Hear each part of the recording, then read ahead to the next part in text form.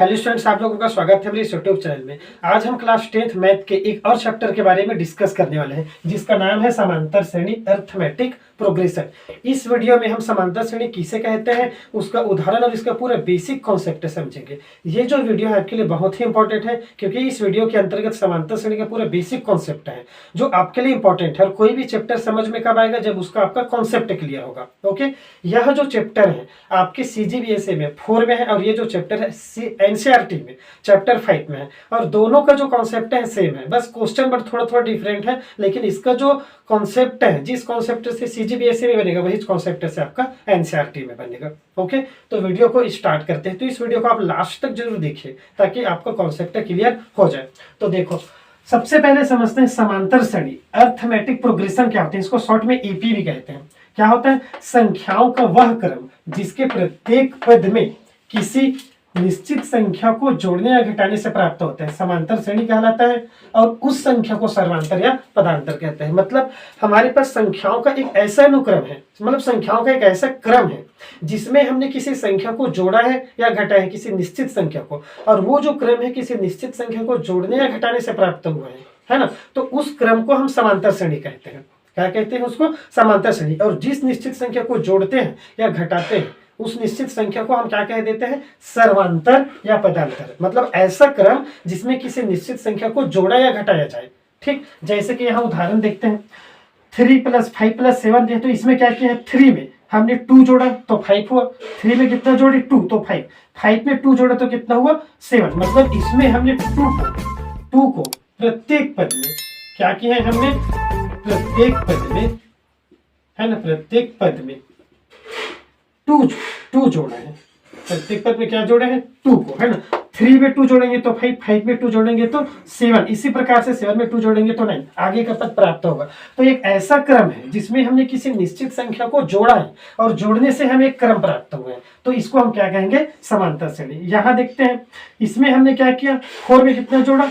6, तो 10 हुआ। 10 में 6 जोड़ेंगे तो 16 होगा। 16 में 6 जोड़ेंगे तो 22 होगा। इस प्रकार से, मतलब इसमें हमने किसको जोड़ा है? 6 को।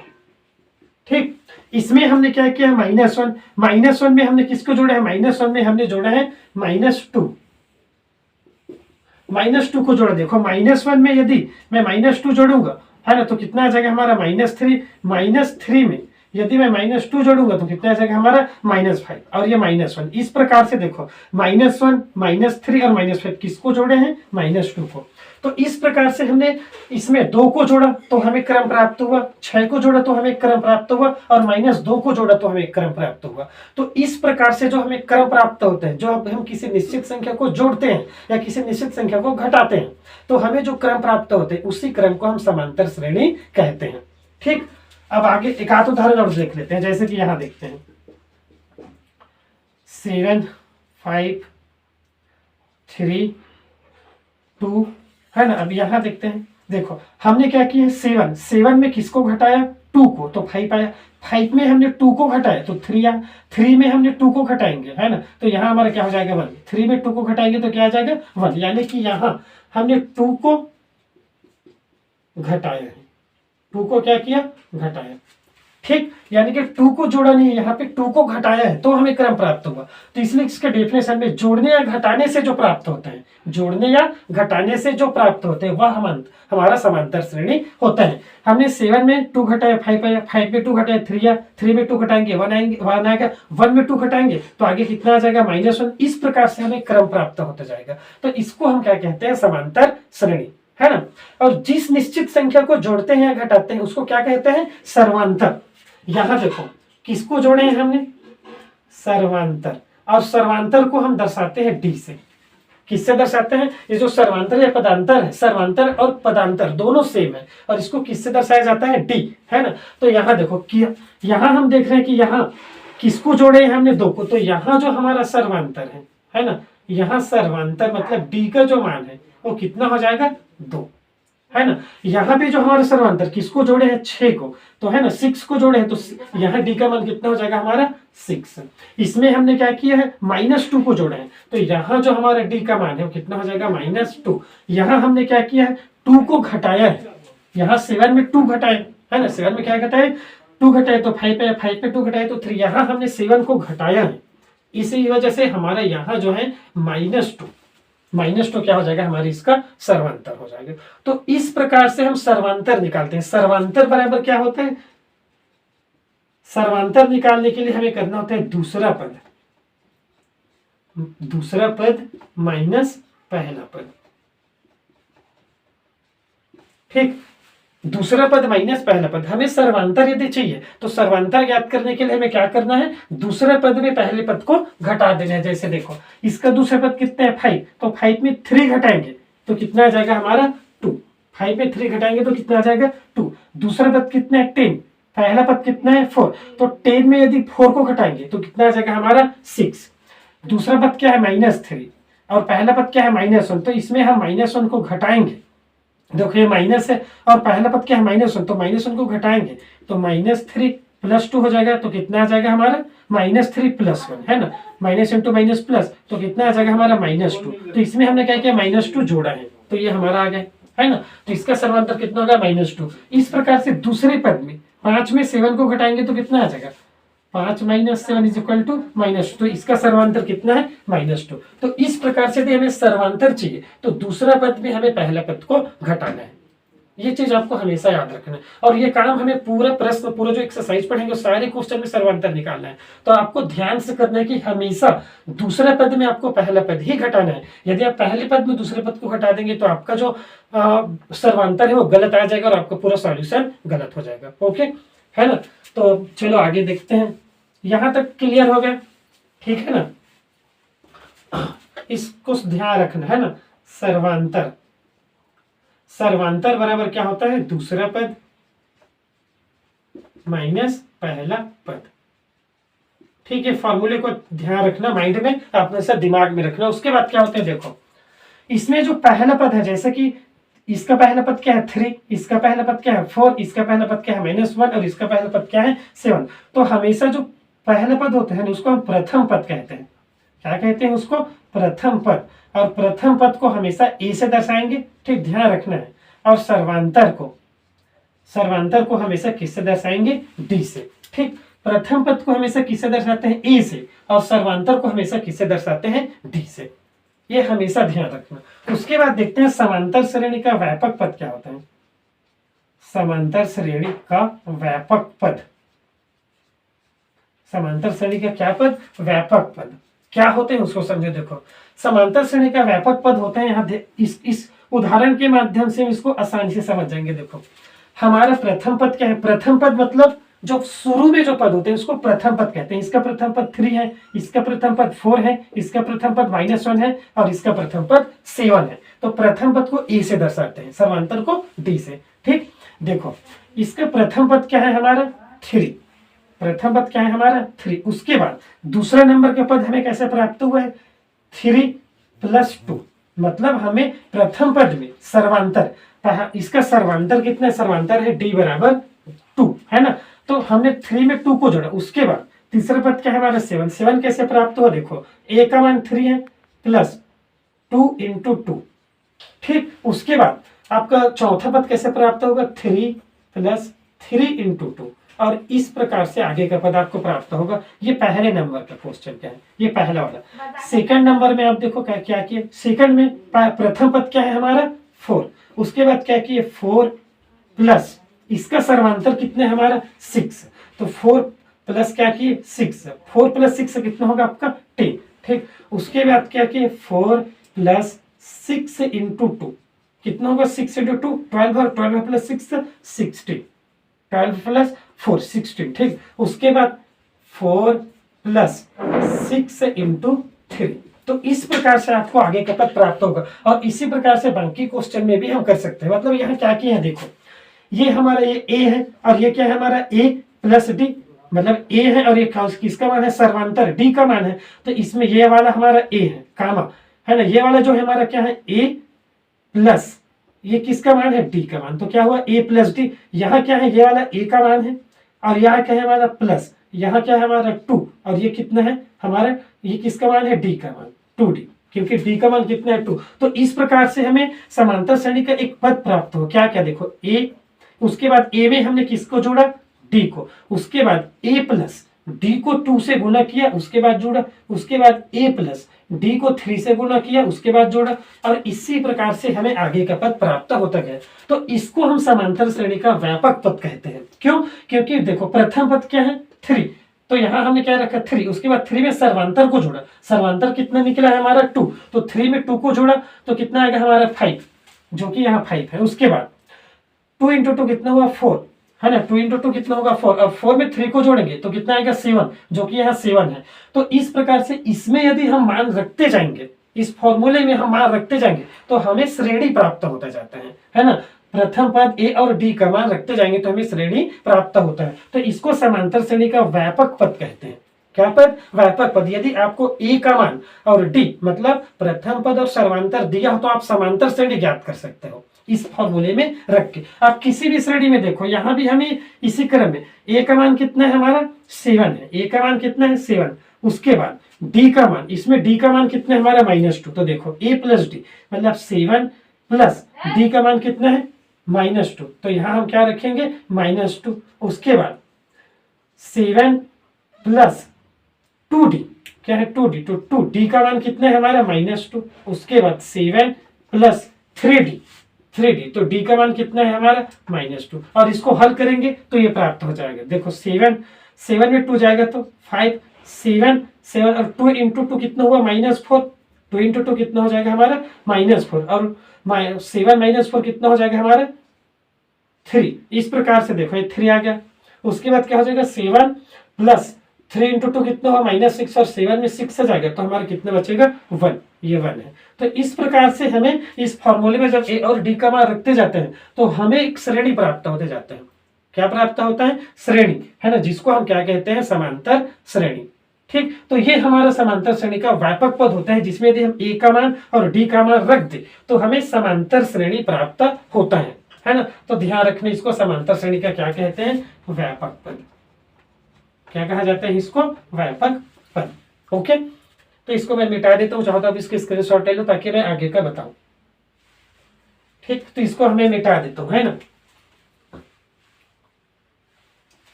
अब यहां समझते हैं, देखो समांतर श्रेणी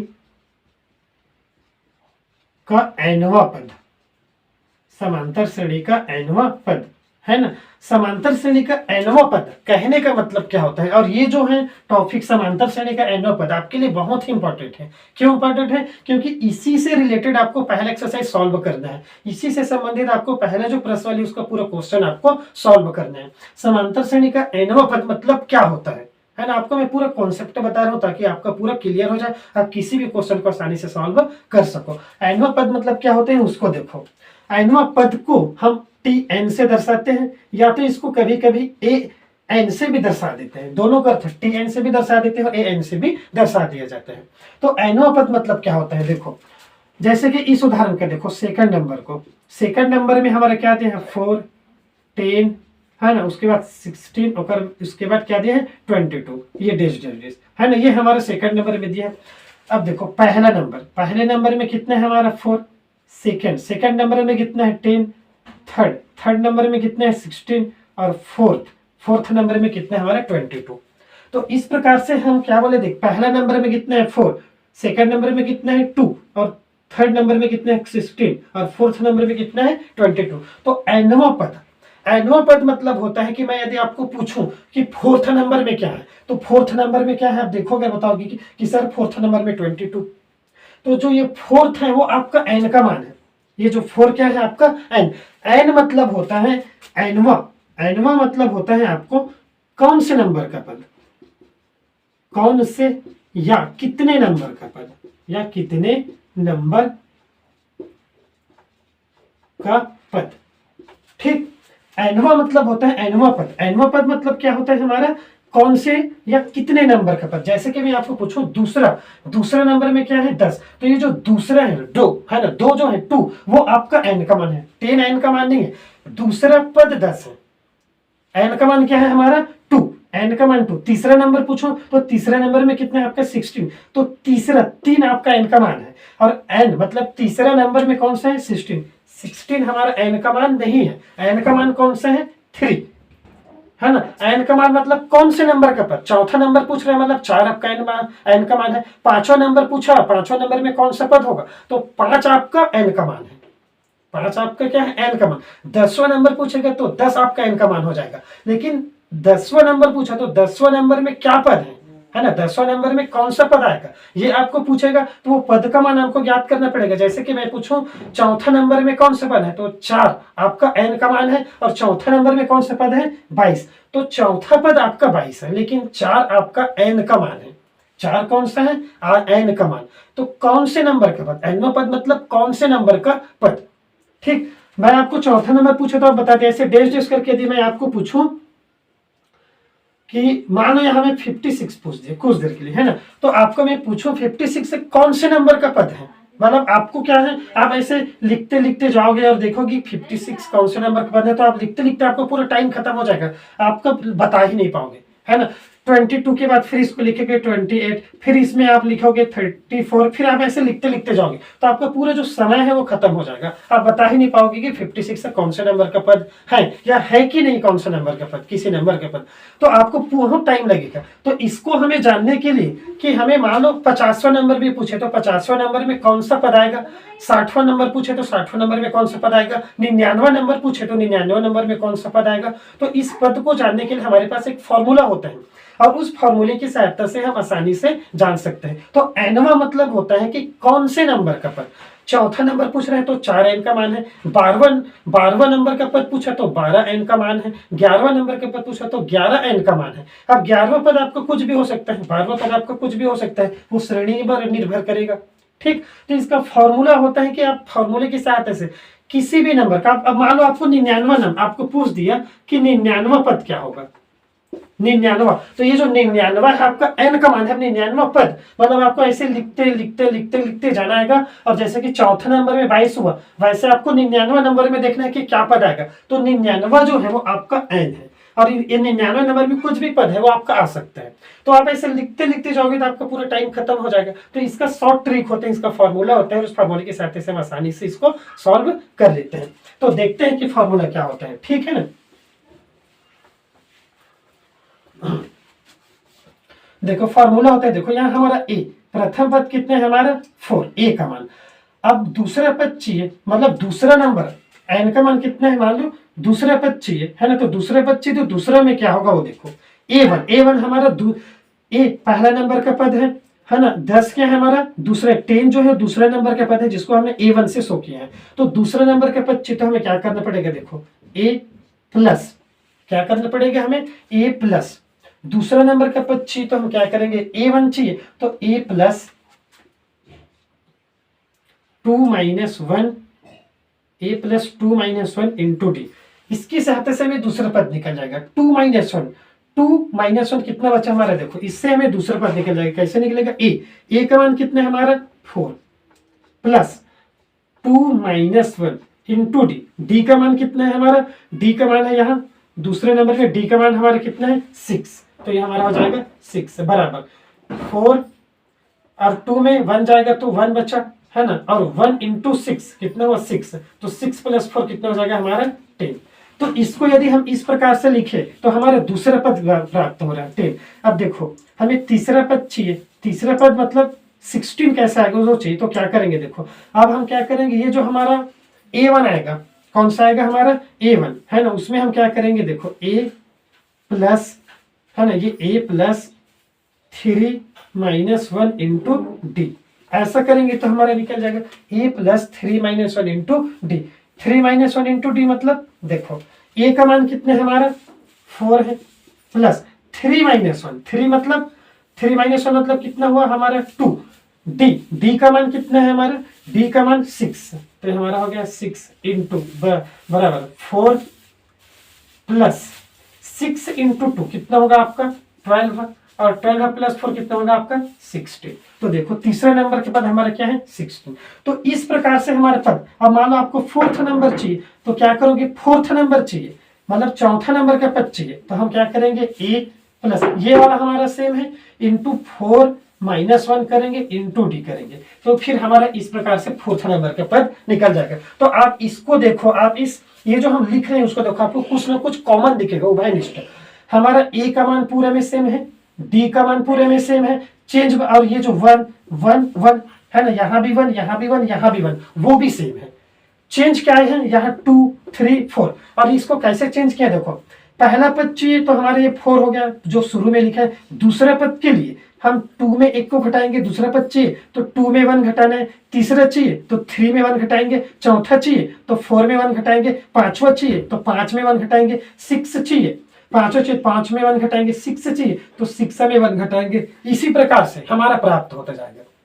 मतलब हमें जितने नंबर का पद चाहिए है ना, उतने नंबर में हम 1 को घटाएंगे और ए और डी आपका सेम रहेगा, तो हमारा वो नंबर का प्राप्त हो जाएगा। जैसे कि ये जो हमारा समांतर श्रेणी क्या क्या 4 10 6 22 28 ये जो हमारा है, इसमें मालूम है आपको कोई पूछे कि 99 नंबर में कौन सा पद आएगा, तो हमें क्या करना पड़ेगा डायरेक्ट, है ना। हम क्या कर सकते हैं, 99 नंबर का पद पूछे तो हम सीधा यहाँ लिख सकते हैं ए 100 है ना। ए 99 नंबर का पूछे तो ए प्लस 99 नंबर का पूछ रहे तो हम यहाँ 99 लिख देंगे, उसके बाद हमारा निकल जाएगा 99 नंबर का पद। कैसे निकलेगा देखो, अब हम देखो हमें तीसरा पद चाहिए, तो 3 में 1 को घटाएंगे, 99 चाहिए तो 99 में हम 1 को घटाएंगे और ये वाला जो है हमारा सेम रहेगा।